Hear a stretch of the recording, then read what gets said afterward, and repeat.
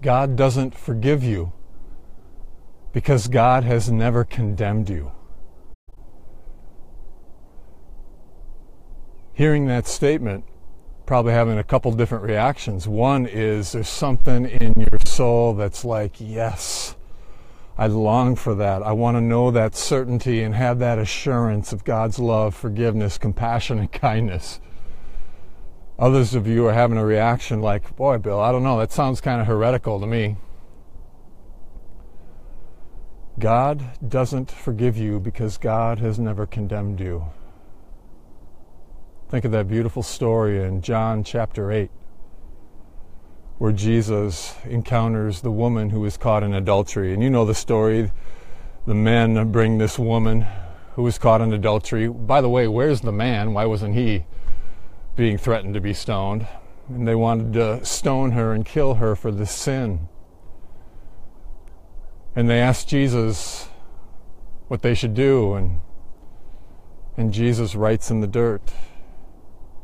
And he looks up at them and says, he who was without sin cast the first stone. We know that, of course. But then at the end, all the accusers leave one by one. And Jesus looks at the woman and asks her, who condemns you?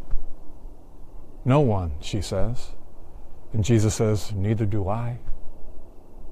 I don't condemn you. If we could live into that radical truth that Jesus is showing us about this surpassing, magnificent love of God. And then Paul, the Apostle Paul, gets it right, caught up in the Spirit, in Romans chapter 7 and into chapter 8 of verse 1, where he says, there is now no condemnation for those who are in Christ. No condemnation. God doesn't forgive you because God has never condemned you. We think that's part of God's job description, don't we? And we have this fear, whether it's conscious or unconscious, that we are separated from God. We are so sinful.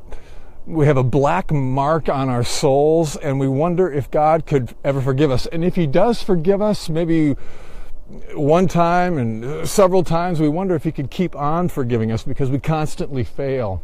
And we question, again, unconsciously or consciously, we question the forgiveness and the love of God. God is love, and in that all-surpassing love is forgiveness, kindness, warmth, gentleness. But sometimes we don't allow ourselves to experience it. So if you go to church today, you might hear a passage from the lectionary from Matthew chapter 18.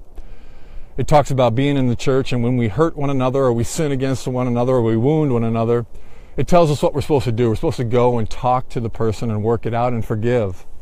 And in that passage, Peter comes to Jesus and asks, how many times do I have to forgive somebody?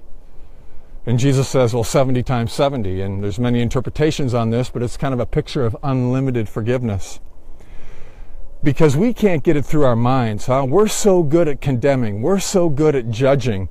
And we do reach a limit, it seems. We keep track. 460, 465, 469. You better be careful. With God, there is unlimited forgiveness because God is love, and this is God's nature.